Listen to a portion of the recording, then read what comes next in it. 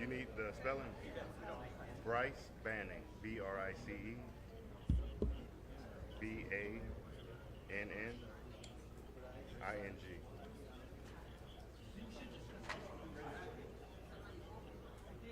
Who's in the shot?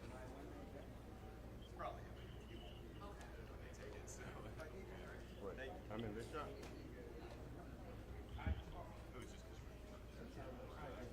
I'm not going to be standing here the entire time. He's the investigator in charge. Todd Inman.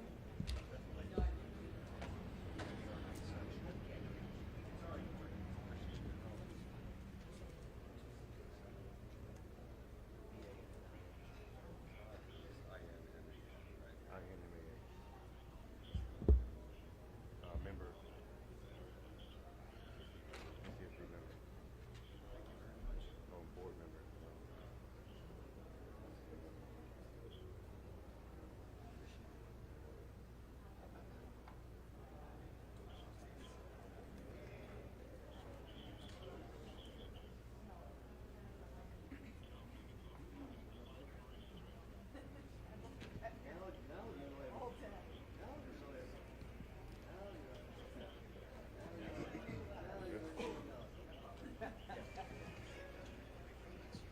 Hey, James, we good?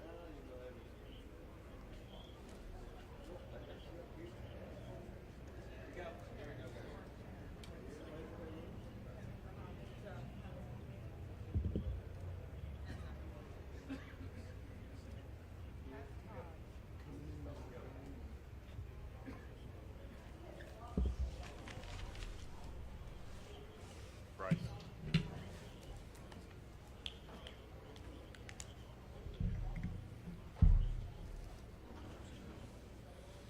Hello, I'm Todd Inman. I'm the board member on scene, and we'll be briefing tonight where we're at in the investigation in regard to the CRJ accident with the Sikorsky helicopter. Let me just start with it. As usual, our hearts go out to all the families of the victims. In fact, I just spent the last several hours with them before we came here, and I apologize that we had to move this back. But they are one of our primary concerns, along with making sure we get factual information out. They are having it's a hard time for them, obviously. And we want to do everything we can to make sure they get the most accurate information and factual. And has always been at the core of the Ntsb mission, our job is to come out with the probable cause, but then more importantly, make recommendations so that this type of tragedy never occurs again. So today, I know yesterday you saw the chairman, myself, and all the board members here. I just want to let you know they are still actively involved with this. We're just trying to make sure we're dividing and conquering. The chairman and I have had multiple conversations today. She's helped out a lot in making sure we're getting the investigative needs we have. And she's at the command post right now working with some of our people. I'd like to start by just thanking the first responders. When this first happened, a unified command was set up, and we had a lot of important people that came and worked with us. In Virginia, the Fairfax County Fire and Rescue, Fairfax County Fire and Rescue Department, Arlington County Fire and Rescue, Arlington County Emergency Management, Arlington Police, Alexandria City Fire, Alexandria Police, Virginia State Police, the NCR Incident Management Team, the Virginia Department of Emergency Management, the Virginia Department of Transportation, the Virginia Senator Warner's office, MWA's Fire and Rescue Team, MWA Police. A special shout out to every one of them. MWA has been amazing in helping and working with us, and we're truly appreciative. Along with DC Fire and Rescue, just extraordinary, taking the lead. Prince William Fire and Rescue.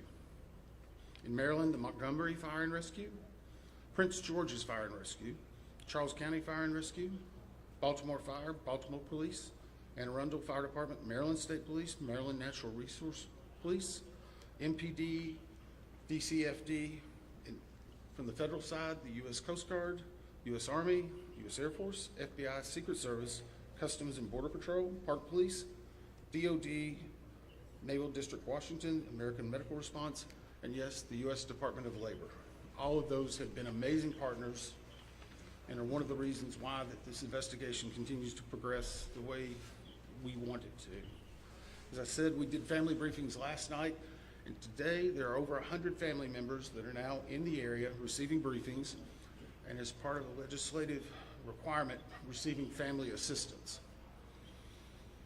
They have been briefed by the medical examiner, the fire chief, Ntsb chairman, and myself, along with the family assistant unit from PSA Airlines. In regard to Ntsb staff, all staff are now on scene that have been requested, and I want to point out one specific staff member because we're doing a joint Ntsb and DOD investigation. The Ntsb actually has a Black Hawk certified pilot on staff, on our personal staff, based out of Alaska. Once we realized the dynamics and the intricacies of the Black Hawk, we have brought that member in. They are on scene now, providing direct technical assistance to the Ntsb. Now, it does not mean that the DOD is not working and helping with us, but in order to maintain our independence, we have our own Black Hawk certified pilot in the working group for helicopters.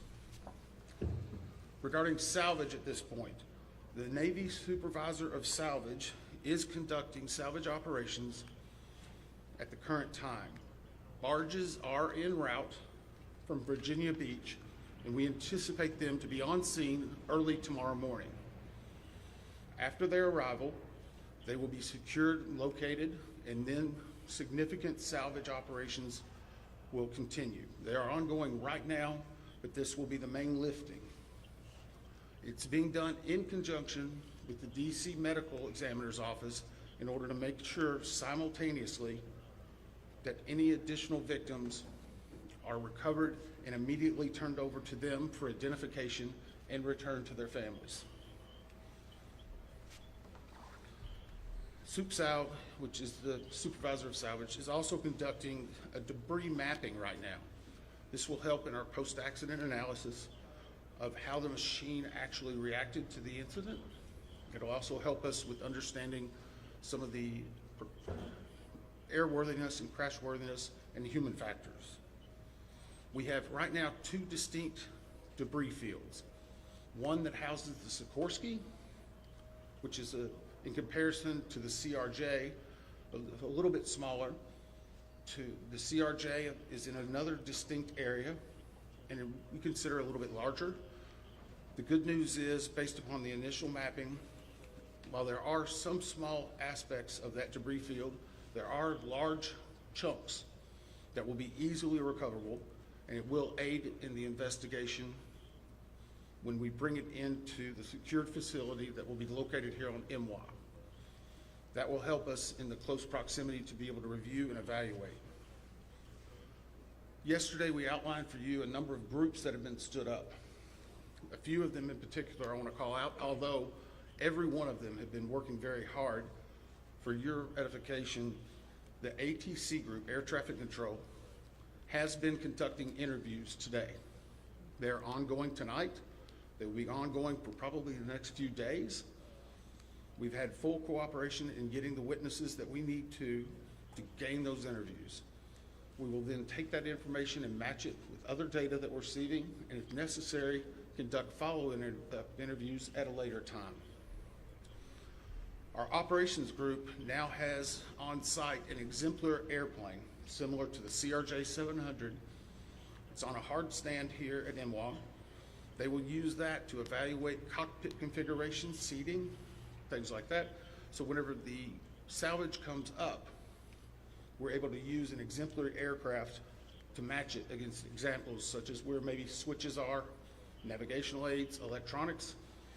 It is almost the exact same configuration as the incident aircraft. I want to clarify one thing. There's been a lot of questions and discussion regarding manifest. Let me make this very clear. The NTSB will not and has not released a manifest. We have not in our history, not in our past. We will not be in this accident. In fact, there's specific congressional language that whenever it is in our possession, it is not available through the Freedom of Information Act. It will not be included in our report. We will not be putting any names of any of the victims. Any release of that information will come from other individuals or groups. Regarding the recorders, as many of you saw last night, we recovered from the CRJ 2 separate recorders. One was a FDFR, that is a flight data recorder. FD. That was actually in what we consider good condition. As part of that process, it was soaked in alcohol overnight. It was then opened today, and we have a high level of confidence that we will be able to get a full download in the very near future. Now, once we do have that download, we will not be releasing immediately the information regarding it. We will have to go through, correct the data sets, make sure they're synchronized. This has approximately up to possibly 2,000 data points. Is that right, Bryce? So all of that has to be synchronized and looked at. It's a very laborious practice. It takes a lot of time. Regarding the CRJ's cockpit voice recorder, once it was recovered and opened, we found that it had water intrusion. That is not uncommon. It is not an unusual event for us to receive a recorder with water intrusion. We deal with that all the time. Our recorders division is one of the best in the country, in the world actually, and we have recorders sent everywhere, so there's a step. The CVR was soaked overnight in ionized water, at which point the team put the CVR into a vacuum oven in order to extract moisture. They are still checking electrical connections to determine if they're ready to try a download. It is one step of many steps that we will take in order to get that data. But we have a very high level of confidence that we will have it. We just have to work through a number of steps. Lastly, on recorders, the Sikorsky, where the CRJ has 2 separate recorders, the Sikorsky has a combined cockpit voice recorder and digital flight data receipt recorder. It's in one box. I can report to you now, we have recovered the Sikorsky black box. It is safely at the Ntsb headquarters. It will begin an evaluation, just as the other 2 recorders did last night, to determine when and how to take action. I can tell you from a visual inspection, we saw no exterior damage that would indicate that it was compromised at this time. So we have a high level of confidence that we will be able to have a full extraction from that as well. Those are some of the significant updates we have right now. Obviously, we'll be doing some more in the essence of time and making sure our team gets back. I think we're going to be able to take maybe 4 or 5 questions. I'll call on you and I'll repeat it. So we'll try to play that game a little bit, please. Right here. Thank you very much, Bill. Your name and outlet, please. Jonathan Kersley from Channel 9 Australia. Captain Sally Sullivan, one of the heroes of the incident on the Hudson, has said that he has said we absolutely should be reviewing airspace, not just here, but in other places where there's a complex mix of traffic. Is he right? Is there time for a permanent shift in DC and across the country to keep airspace safe and separate between military and civilian air?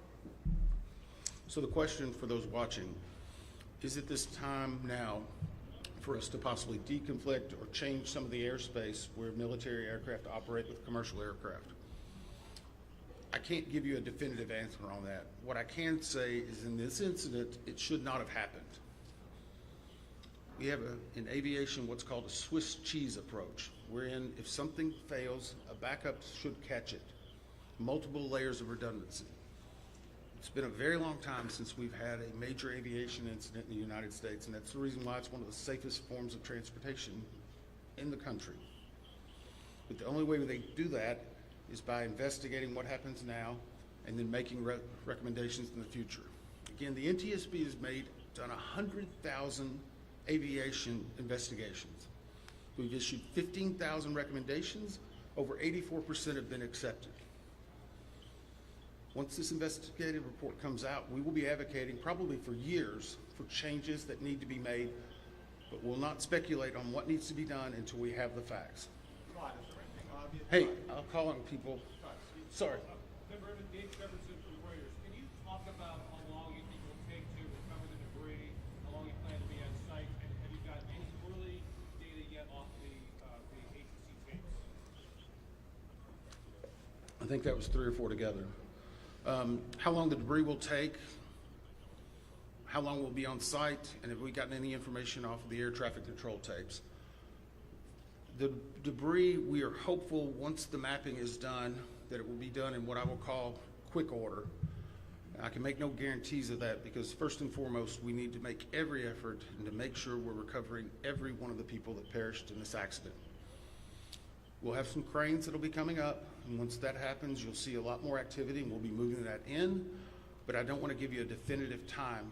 I would say it will start in earnest probably on Sunday, and it will go through next week, and some of that's contingent upon weather and other things. Regarding the ATC tapes, we've received a lot of different information on ATC, and so I'm just going to preempt it.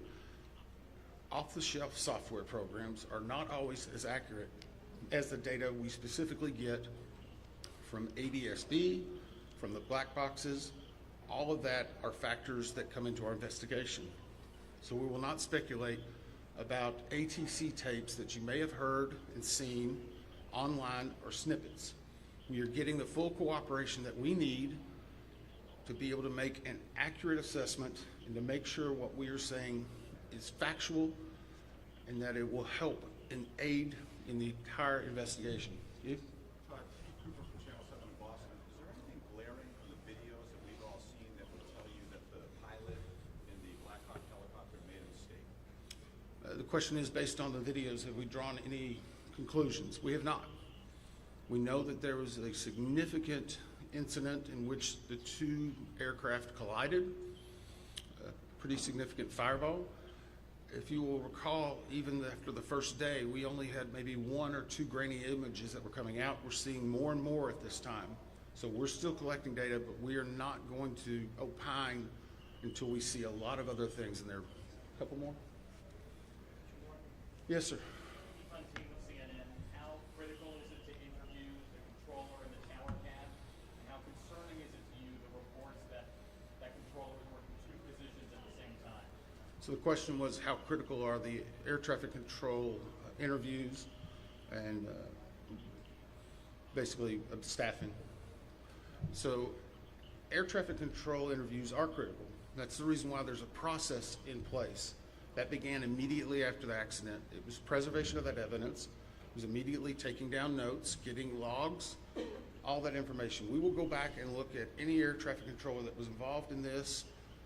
We'll go back and look at their past probably 72 hours, even 2 or 3 weeks. We'll look at their training, their hiring, everything, what they probably ate that day. But it is not one point that tells us everything. It's layered into a lot of other information that's very critical. Regarding staffing, the FAA has had a very robust plan in looking at staffing. Obviously, we'll be looking at not only staffing that day, but progressively staffing. How many people, what job functions they were doing. Were they being combined? Were they not? What was the weather outside? What was the number of landings? I recall back during COVID, 1 runway was being used. Runway 1, that was the only one. 33, as traffic came back, started being opened up. So we would look at changes in traffic patterns, construction at the airport, all of that. It all paints a very big picture. Can I just follow up on that? Who are you? Sorry. Oh, sorry, Leo with APD. Have investigators interviewed air traffic controllers separately? The question is, have we interviewed air traffic controllers? Yes. I think I started with, Were they working at the time? sorry. They were working at the time? I'm sorry, the clarification, was it an air traffic controller that was working at the time of the accident? Yes. Yes. Now, I'm not going to speculate, sorry, nope, sorry. I'm not going to speculate. The next question is, was there 1, 2, 3? I don't have the answer for that right now. I know that the controller that was working at the time has been interviewed, and his interviews are ongoing throughout the day. Yes, ma'am, last one.